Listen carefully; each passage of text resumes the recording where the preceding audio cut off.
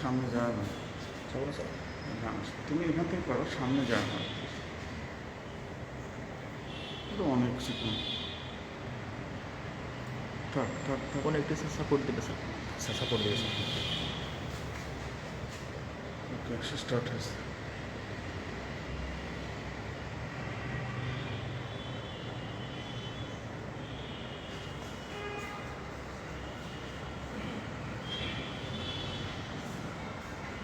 এই লাইটটা বন্ধ করে দেবে, এই লাইট একটা।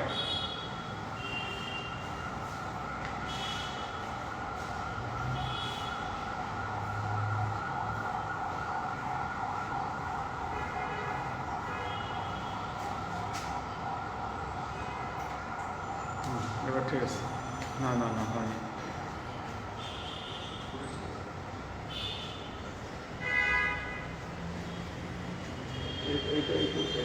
ওটা চালা দেবে, চালা দেবে।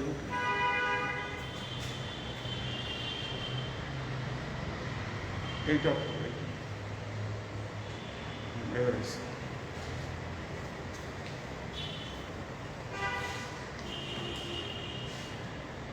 আমার ঠিক মতো দেখা যাচ্ছে কিনা।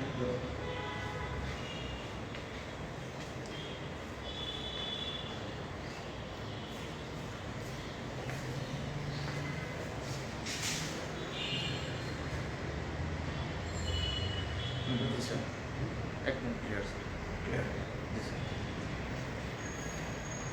আসসালামু আলাইকুম প্রিয় শিক্ষার্থীবৃন্দ, তোমাদের সবার আজকের ক্লাসে উপস্থিতির জন্য সুস্বাগতম। আমাদের রসায়ন ক্লাসের ধারাবাহিকতায় আজকে আমাদের পড়াশোনার বিষয় হল দ্রাব্যতার গুণফল।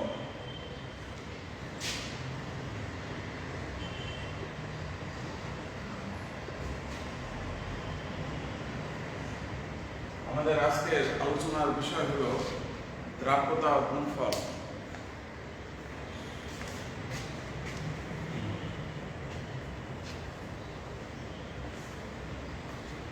আমরা আজকে দ্রাব্যতা গুণফলের উপর আলোচনা করব। আমরা আগের ক্লাসগুলো নিয়ে দ্রাব্যতা নিয়ে আলোচনা করেছি। তো দ্রাব্যতার গুণফল কি সেটা আমি তোমাদেরকে এখন শেখাবো। দ্রাব্যতার গুণফলের সংজ্ঞা সরাসরি না দিয়ে আমি আগে জিনিসটা উদাহরণের মাধ্যমে উপস্থাপন করব এবং এই উদাহরণের মাধ্যমে উপস্থাপন করে তারপরে আমি তোমাদেরকে সংজ্ঞায়িত করে শোনাবো বা দেখাবো। দেখো, মনে করো একটা লবণ সিলভার ক্লোরাইড।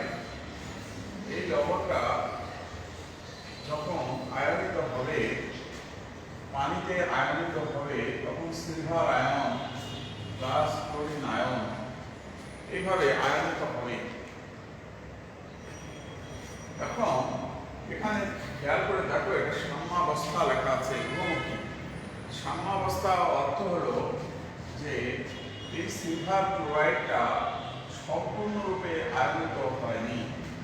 সিলভার ক্লোরাইড আয়নিত হয়ে সিলভার আয়ন ক্লোরিন আয়ন তৈরি করেছে এবং কিছু সিলভার ক্লোরাইড অবশিষ্ট রয়ে গেছে। কিছু আয়নিত হয়েছে আর কিছু আয়নিত হয় নাই। এই কারণে এখানে আমরা সাম্যাবস্থা বা বহুমুখী সাইনটা দিয়েছি। বহুমুখী সাইনের অর্থ হলো এদিকেও আছে ওদিকেও আছে। যেমন আমরা একটা উদাহরণ নেই, ধরো সোডিয়াম ক্লোরাইড। আমরা সোডিয়াম ক্লোরাইড লিখলে দেখো, এরকম পানিতে যদি সম্পূর্ণরূপে আয়নিত হয়ে যায়, এটা যদি 100% আয়নিত হয়ে যায়, তাহলে আমরা একমুখী সাইন দিই।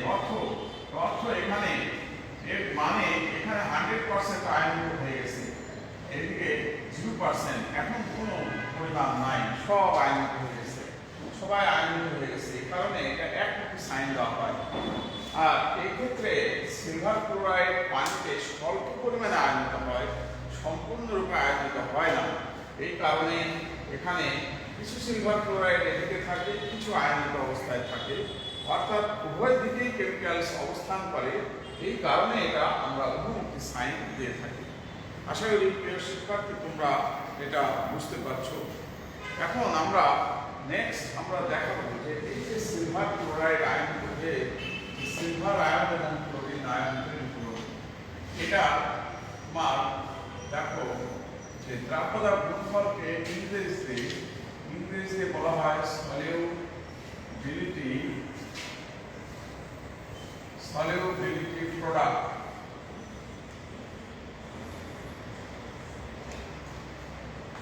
দ্রাবকতার গুণফলকে ইংরেজিতে বলা হয় সলিউবিলিটি প্রোডাক্ট।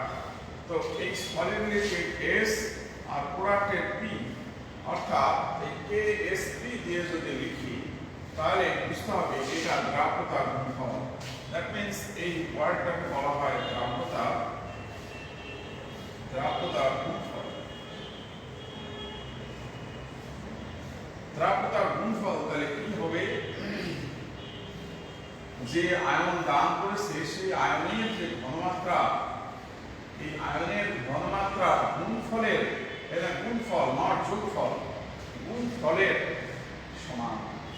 এখন থার্ড ব্র্যাকেট অর্থ কি, আমরা থার্ড ব্র্যাকেট অর্থ কি বুঝি এটা এখন আমাদেরকে একটু দেখতে হবে। আশা করি সবাই দেখতে পাচ্ছ, তোমাদের মন্তব্য এমন কিছু নাই।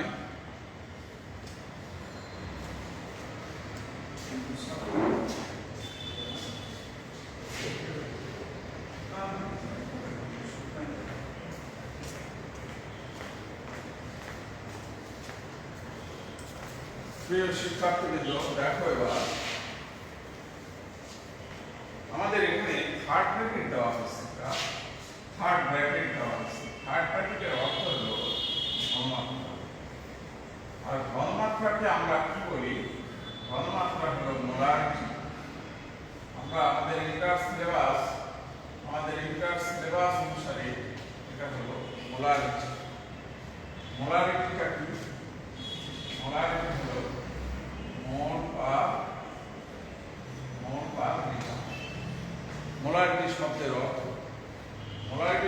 অর্থ হলো মোল পার লিটার। তার মানে হলো প্রতি লিটারে কত মোল পদার্থ আছে সেটাকে বলা হয় মোলারিটি।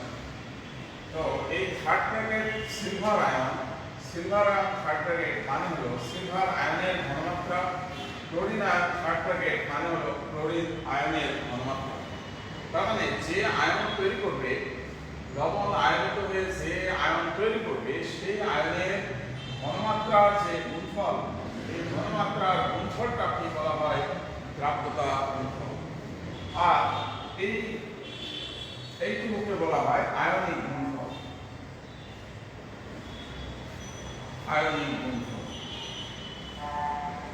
এখন আমরা আয়নিক গুণফল, দ্রাবকতার গুণফল এটা বুঝতে পারছি। এখন আমরা যেটা দেখবো সেটা হলো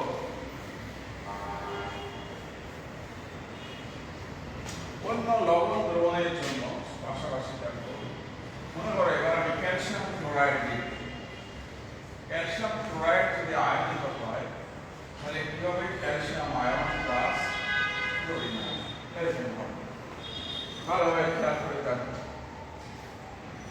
ক্যালসিয়াম আয়ন এবং ক্লোরিন আয়ন তৈরি হবে।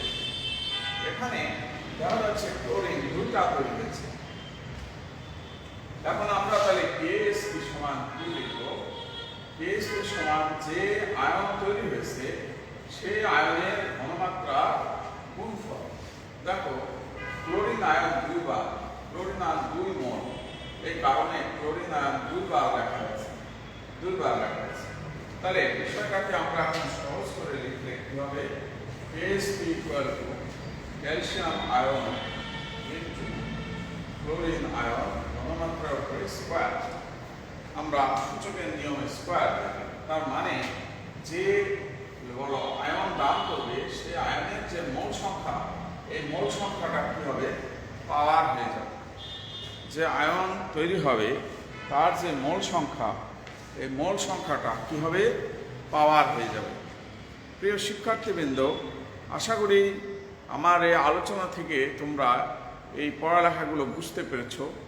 এখন আমরা আরও উদাহরণ দেখাবো, দেখে আমরা করব।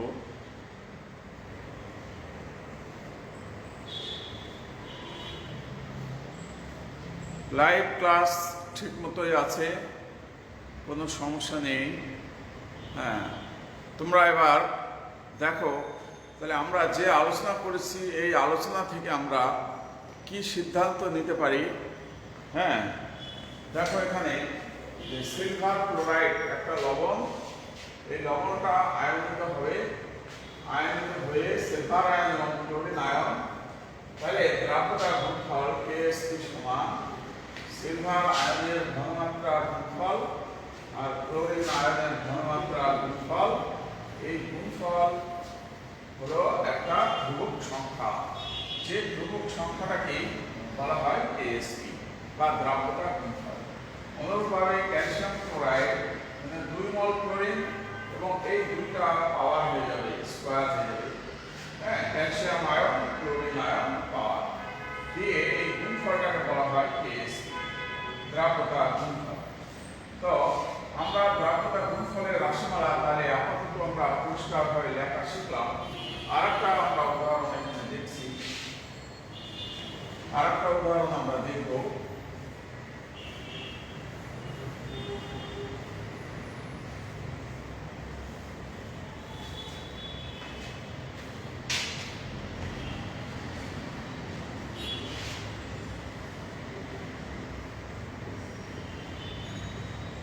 অ্যালুমিনিয়াম ক্লোরাইড, অ্যালুমিনিয়ামের উপরে 3+ 3টা ক্লোরিন আয়ন, এরকম একটা লবণ মনে করো। এবার KSP রাশিমালা কি হবে তাহলে? অ্যালুমিনিয়াম আয়ন ইনটু ক্লোরিন আয়নের আগে 3 আছে, 3টা পাওয়ার দেব। এইভাবে আমরা KSP রাশিমালা এইভাবে আমরা লিখতে পারবো। এরকম ভাবে দেখো, আমি যদি বলি ক্যালসিয়াম ফসফেট, ফসফেটের যোজনী 3 তাই 3, ক্যালসিয়ামের যোজনী 2 এজন্য 2। এই বিষয়টা লেখা প্র্যাকটিস করবা সবসময়। দেখো ক্যালসিয়াম ফসফেট, আমরা জানি ক্যালসিয়ামের যোজনী 2 এজন্য এখানে 2 দিলাম, ফসফেটের যোজনী 3 এজন্য এখানে 3 দিলাম। এবার এটা যদি আয়নিত হয়, আয়নিত হলে দেখা যাচ্ছে ক্যালসিয়ামের যোজনী 2, এই জন্য ক্যালসিয়ামের উপরে 2+, ফসফেটের যোজনী 3, এই জন্য ফসফেট 3-। এই বিষয়টা ক্লিয়ার থাকতে হবে। এখানে দেখো ক্যালসিয়ামের 3টা আছে, এই জন্য এখানে 3 বসবে, 3 বসবে। আর ফসফেটের এখানে 2 আছে, এই জন্য এখানে 2 বসবে। আশা করি প্রিয় শিক্ষার্থীবৃন্দ তোমরা বিষয়টা বুঝতে পেরেছো। এবার ওকে, তোমাদের মন্তব্যগুলো আমি দেখলাম, সব ঠিক আছে। আমি ক্যালসিয়াম ফসফেটটা আবার ক্লিয়ার করি, তোমরা ভালোভাবে দেখো। ক্যালসিয়াম ফসফেট, ক্যালসিয়ামের যোজনী হলো 2, হ্যাঁ, এই জন্য ক্যালসিয়ামের উপরে 2+ লেখা হয়েছে। তারপরে দেখো ফসফেটের যোজনী 3, এই জন্য ফসফেটের উপরে দেখো 3- লেখা হয়েছে। হ্যাঁ, দিয়ে তারপরে ব্যালেন্স করা হয়েছে। ওকে প্রিয় শিক্ষার্থীবৃন্দ, এবার দেখো তাহলে এবার KSP রাশিমালা কি হবে? KSP সমান ক্যালসিয়াম আয়ন, এই 3টা এখানে কি হবে? পাওয়ার হয়ে যাবে। আর ফসফেট 3-, সামনে 2 আছে, 2টা পাওয়ার হয়ে যাবে। এইভাবে তাহলে আমরা KSP রাশিমালা এখন আমরা সবাই লিখতে পারবো যে কোনো যৌগের। KSP রাশিমালা লেখার সময় খেয়াল রাখতে হবে যে যোজনী, এখানে ভালোভাবে দেখো 2, এই 2 মানে ক্যালসিয়ামের যোজনী 2, এই কারণে ক্যালসিয়ামের উপরে 2+, আর এখানে দেখো ক্যালসিয়ামের এখানে 3 মানে ফসফেটের যোজনী 3, এই কারণে এখানে ফসফেট 3-। এখানে 2টা ফসফেট, এজন্য এখানে 2, এখানে 3টা ক্যালসিয়াম, এজন্য এখানে 3। তাহলে KSP সমান ক্যালসিয়াম আয়ন ঘনমাত্রা এবং ফসফেট আয়ন ঘনমাত্রা 2 আছে তাই স্কয়ার, 3 আছে তাই পাওয়ার কিউব। সবসময় মনে রাখতে হবে মোল সংখ্যা পাওয়ার হয়ে যাবে। প্রিয় শিক্ষার্থীবৃন্দ, আশা করি তোমরা এখন দ্রাবকতার গুণফল রাশিমালা কিভাবে লেখা হয় সেটা তোমরা পেরে গেছো। এখন আমরা এই যে আলোচনার উপর ভিত্তি করে আমরা এখন সংজ্ঞা লিখব। দেখো কিভাবে সংজ্ঞাটা আমরা লিখতে পারি।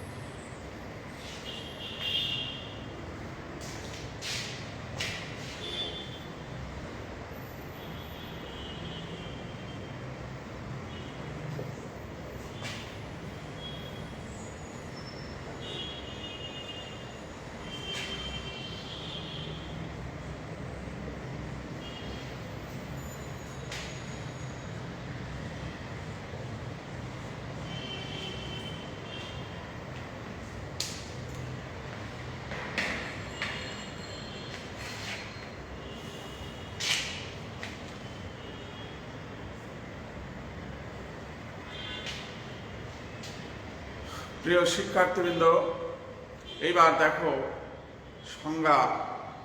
সংজ্ঞাটা তোমরা এবার ভালোভাবে অনুধাবন করো। নিচে একটা উদাহরণ দেওয়াই আছে। হ্যাঁ,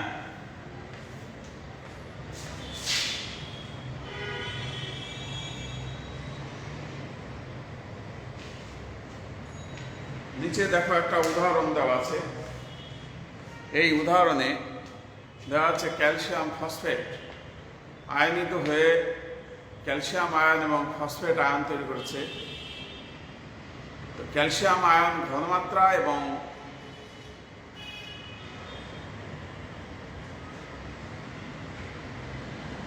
ওকে, থ্যাংক ইউ।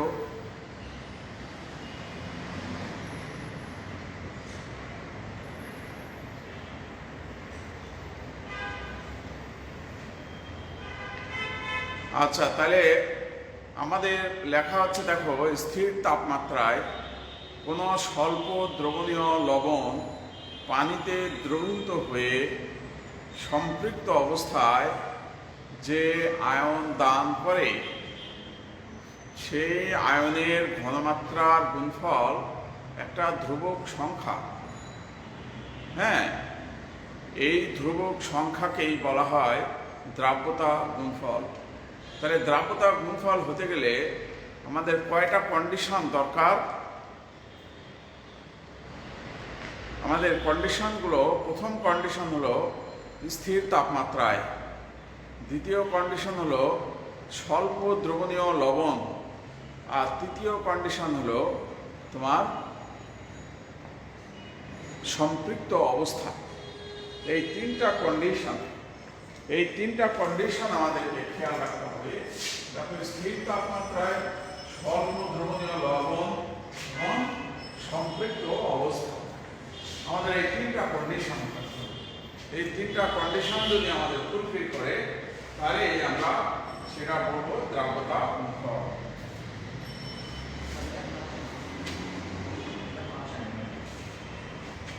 তাহলে এখন যদি সাপোজ সম্পৃক্ত অবস্থা না হয়, যদি অসম্পৃক্ত হয়, তখন আমরা দ্রাব্যতা গুণফল বলবো না। হ্যাঁ, তখন দ্রাব্যতা গুণফল বলা হবে না, আয়নিক গুণফল বলা যাবে।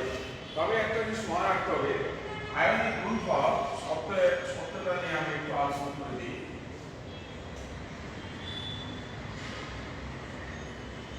আয়নিক গুণফলকে ইংরেজিতে বলা হয় এরকম আয়নিক প্রোডাক্ট।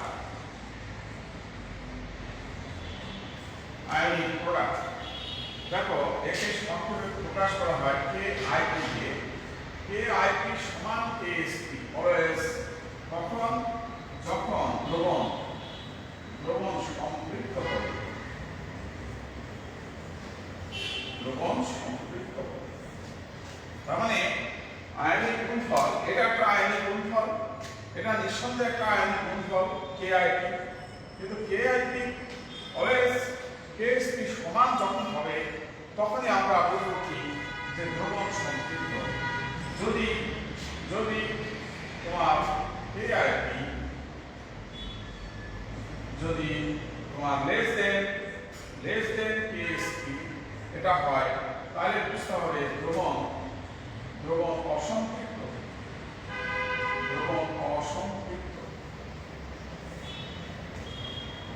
বিষয়টা তাহলে ভালোভাবে খেয়াল করে দেখো যে আমার যদি কেআইপি কেএসপি সমান হয় তাহলে আমরা বুঝবো যে দ্রবণটা সম্পৃক্ত অবস্থায় আছে। আর যদি কেআইপি যদি তোমার কেএসপি চাইতে লেস দেন হয়, হ্যাঁ, তখন আমরা বুঝবো দ্রবণটা অসম্পৃক্ত অবস্থায় আছে। সেজন্য আমরা বলবো যে সকল কেএসপি কেআইপি, কিন্তু সকল কেআইপি কেএসপি না, সবসময় কেআইপি কে কেএসপি বলা হবে না। তোমাদের মন্তব্যগুলো একটু দেখে নিই।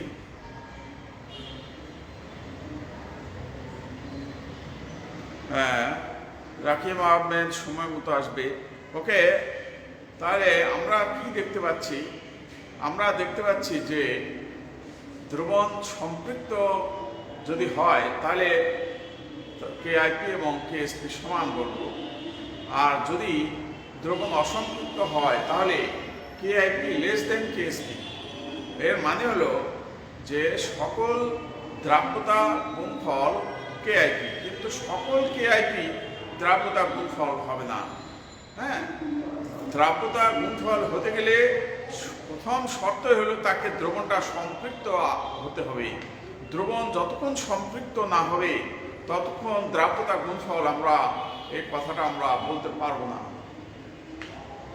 প্রিয় শিক্ষার্থীবৃন্দ, আমরা তাহলে আজকে এই পর্যন্ত যে আলোচনা করলাম, এই আলোচনাতে আমরা দ্রাব্যতা গুণফল জিনিসটা কি সেই সম্বন্ধে আমরা পূর্ণ আলোচনা করেছি।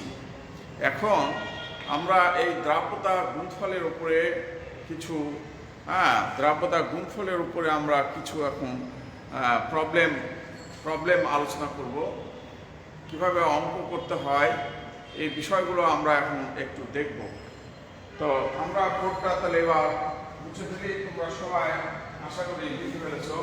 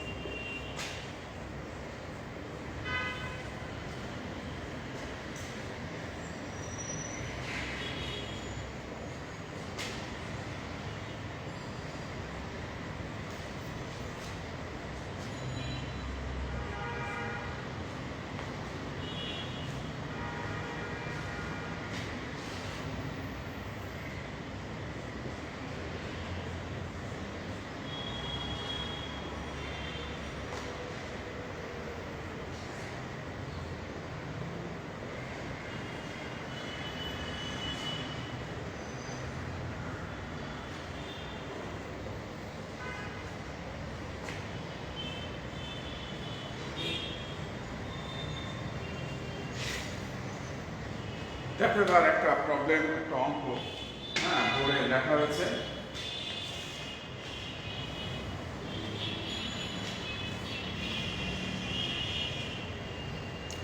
হ্যাঁ, আসিফ বলেছ কেআইপি বড় হলে কি হবে?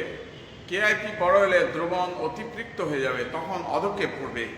হ্যাঁ, এখানে আসিফ একটা প্রশ্ন করেছে, যদি কেআইপি গ্রেটার দেন কেএসপি হয় তাহলে দ্রবণ অতিপৃক্ত হবে, অতিপৃক্ত হবে। আর দ্রবণ অতিপৃক্ত হবে মানে দ্রব অধভুক্ত হবে।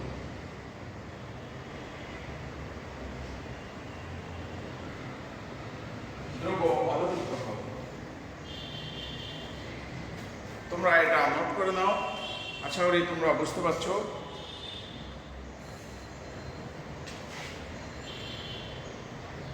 কেআইপি যদি বড় হয় তাহলে দ্রবণ অতিপৃক্ত হয়ে যাবে এবং এই ক্ষেত্রে দ্রব তখন অধপৃক্ত হবে, দ্রব পাত্রের তলায় জমা হবে।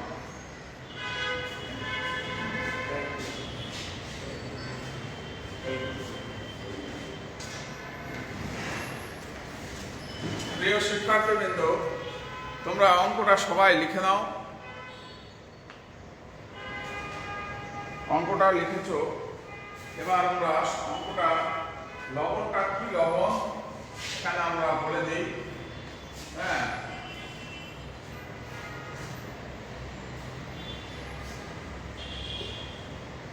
ক্যালসিয়াম ক্লোরাইড লবণ। আমরা লবণটা বলে দিলাম, লবণের নাম হলো ক্যালসিয়াম ক্লোরাইড। দেখো আমরা কি করবো, সলিউশন ক্যালসিয়াম ক্লোরাইড আয়নিত হয়ে calcium ion plus chlorine ion তৈরি।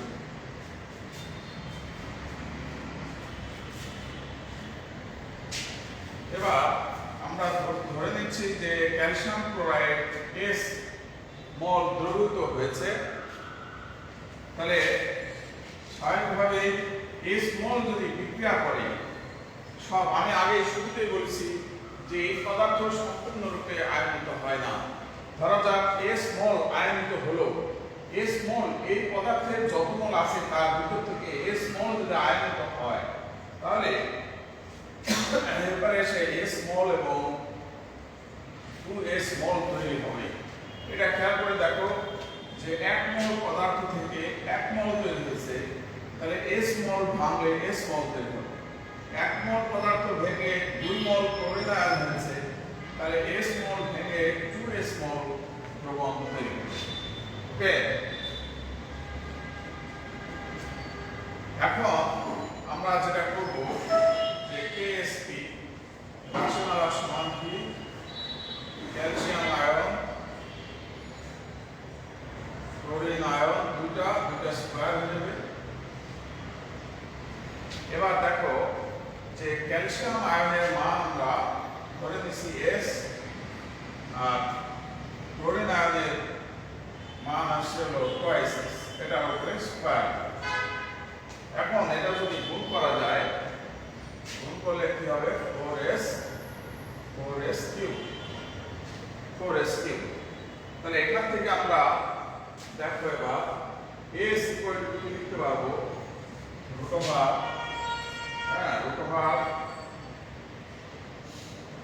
3 KSP ভাগ S, KSP ভাগ 4, KSP ভাগ 4। তাহলে আমরা এই পর্যন্ত আসতে পারি। এখন এখানে S ইকুয়াল টু বিয়োগ KSP এর মান হলো 3.4 into the minus 8 ভাগ 2। এখন এটা ক্যালকুলেশন করতে হবে। প্রিয় শিক্ষার্থীবৃন্দ, তোমরা এটা ক্যালকুলেশনটা করে রেজাল্টটা বলে দাও।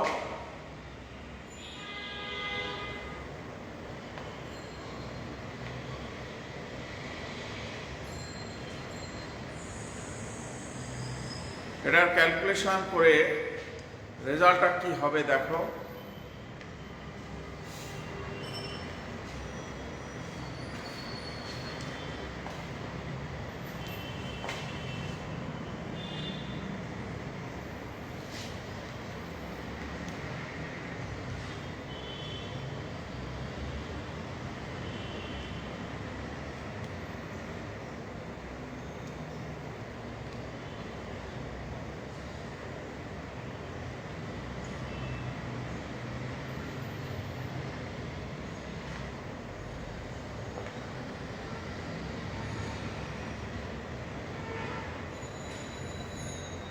রেজাল্ট একজন করছে 2.76 ইন্টু 10 টু দি পাওয়ার -4।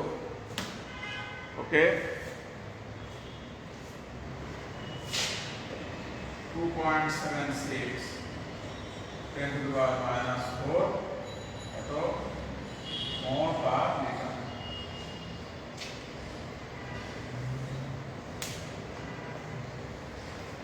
প্রিয় শিক্ষার্থীবৃন্দ, তোমরা সবাই ক্যালকুলেশনটা লেখো। ক্যালকুলেশন দুই রকম হয়ে গেছে, আর একজন করছে 2.04 10 টু দি পাওয়ার -3। ওকে, যে যেটাই করো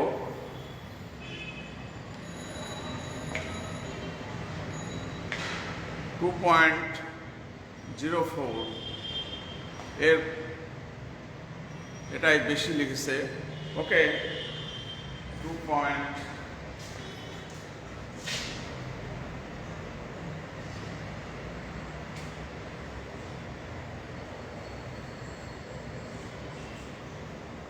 এই রেজাল্টটা যদি হয়, ওকে, রেজাল্ট একটা আসবে। যে রেজাল্টে আসুক, একটা রেজাল্ট আসবে। রেজাল্ট যেটা আসবে সেটাই হবে। আমাদের কাজ করতে পেরেছে কিনা এটাই আমরা দেখব। হ্যাঁ, ক্যালকুলেশনটা হয়তো ভুলে গেছিল আগে। এখন আমরা ভালো করে দেখো, রেজাল্টটা আমরা মোল পার লিটার লিখেছি। রেজাল্ট মোল পার লিটারে কেন হলো? রেজাল্ট মোল পার লিটার কেন হলো? কারণ আমরা যখন দ্রাব্যতার গুণফলের সংজ্ঞা দিয়েছি, তখনই আমরা বলে দিয়েছিলাম যে ঘনমাত্রার গুণফলের সাথে গুণফলের সমান। তা আমরা দ্রাব্যতার গুণফলের সংজ্ঞার সময় দেখো বলেছি যে ঘনমাত্রার গুণফল, আমরা এই কথাটা আমরা ইউজ করেছি যে ঘনমাত্রার গুণফল। তার মানে যেহেতু ঘনমাত্রার গুণফল আছে, আর ঘনমাত্রা বলতে আমরা জেনারেলি মোল পার লিটারকে বুঝে থাকি, এই কারণেই আমরা এখানে ঘনমাত্রার একক মোল পার লিটার আমরা দিয়েছি এই জায়গায়। ওকে, প্রিয় শিক্ষার্থীবৃন্দ, এবার আমরা আরেকটা অঙ্ক করব, তোমরা সেটা দেখো। এই অঙ্কটা তোমরা সবাই লিখে নাও। এবার আমরা আরেকটা অঙ্ক করব। ধরো দিলাম স্থির তাপমাত্রায় আমরা ক্যালসিয়াম ক্লোরাইড না দিয়ে আমরা এবার দিলাম চেঞ্জ করে এবার অ্যালুমিনিয়াম ক্লোরাইড দিয়ে দিলাম। অ্যালুমিনিয়াম ক্লোরাইড এবার চেঞ্জ করে দিলাম অ্যালুমিনিয়াম ক্লোরাইড লবণের দ্রাব্যতা গুণফল। এই মানটা এবার আমরা চেঞ্জ করে দিলাম 2.5 10 to the power -10। আমরা এটা দিয়ে আমরা দ্রাব্যতা বের করলাম। তাহলে এই ক্ষেত্রে আমাদের সলিউশন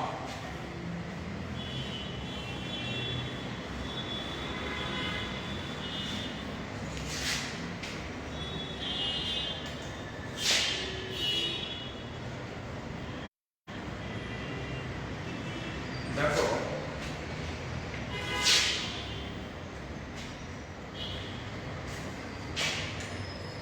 অ্যালুমিনিয়াম ক্লোরাইড দ্রাব্যতা এখানে একটু বলে দিই, দ্রাব্যতা গ্রাম পার লিটারে বের করি।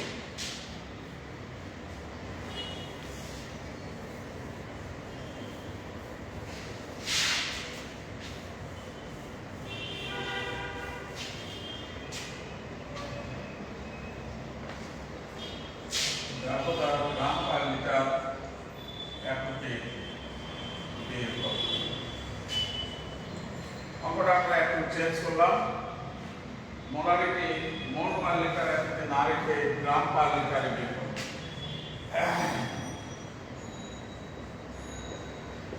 অ্যালুমিনিয়াম আয়ন প্লাস 3টা ক্লোরিন আয়ন, এটা দ্রাব্যতা যদি S হয়, S মোল যদি আয়নিত হয় তাহলে S মোল তৈরি হবে থ্রাইসেস মোল তৈরি হবে। এবার KSP equal to aluminium ion ঘনমাত্রা, এখানে ভালোভাবে দেখো যে এবার ক্লোরিন আয়ন ঘনমাত্রা 3 আছে, আমরা পাওয়ার দিলাম কিউ। এবার অ্যালুমিনিয়াম আয়ন দেওয়া আছে S মোল, ক্লোরিন আয়ন দেওয়া আছে হলো 22 S মোল, তার উপরে কিউ। এবার দেখো 3 থেকে 9 3 9 27 9 27 S to the power 4 27 S to the power 4। এবার দেখো অতএব S ইকুয়াল টু KSP ভাগ 27।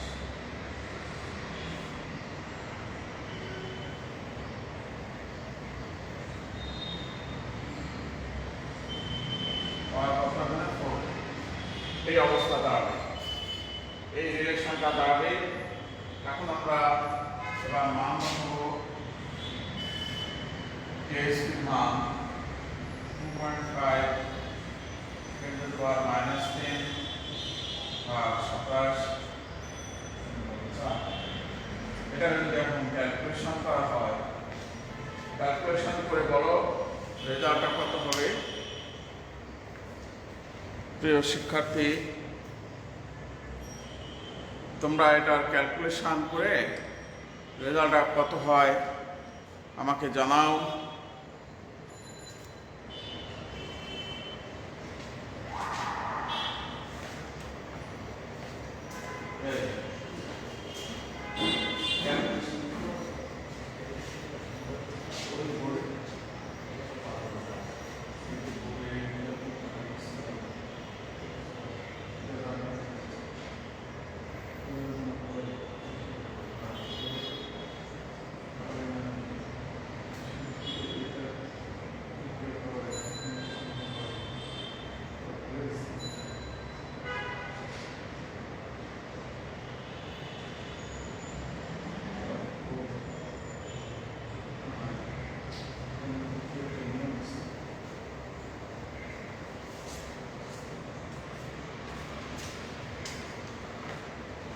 ওকে প্রিয় শিক্ষার্থীবৃন্দ, রেজাল্ট হবে 2.81 10 to the power minus 3।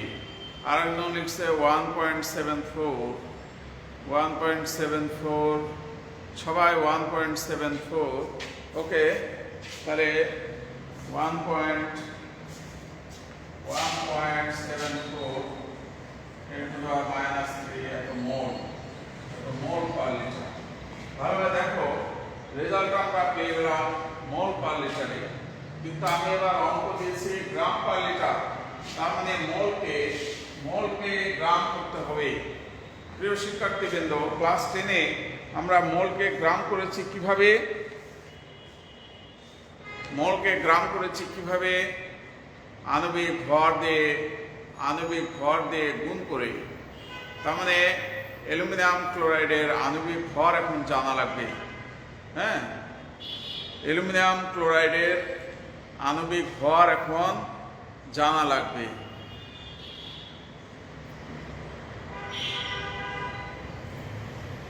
Okay, aluminium ক্লোরাইডের আণবিক ভর কত?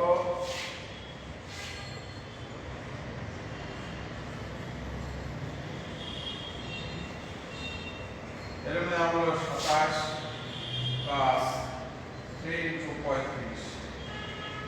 এটা যোগ করো, যোগ করলে কত হয় দেখো।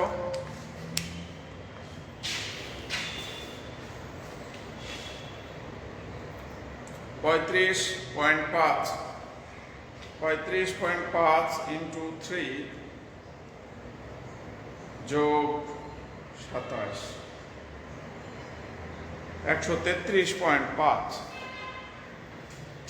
এটা হলো 35.5, 133.5, অতএব is equal to 1.74 10 to the power minus 3 into 133.5. এটা গুণ করো এবার, এটা গুণ করলে যেটা হবে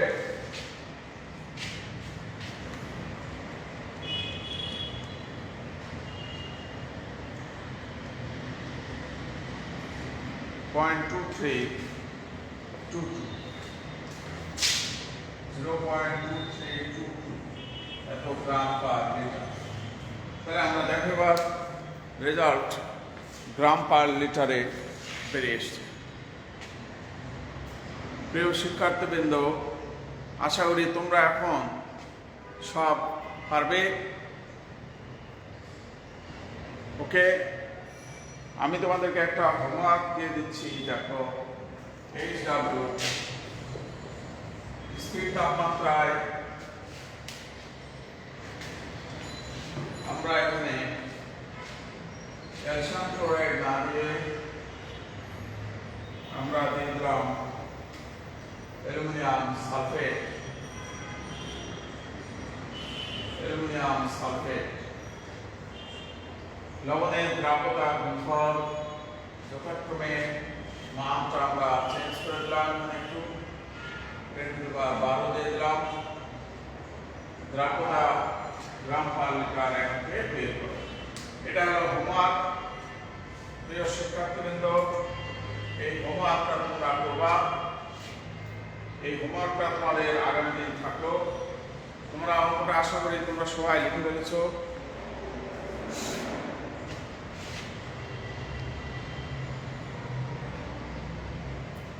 অঙ্কটা সবাই লিখে নাও। আর এই হোমওয়ার্কটা তোমরা আগামী ক্লাসে করবে।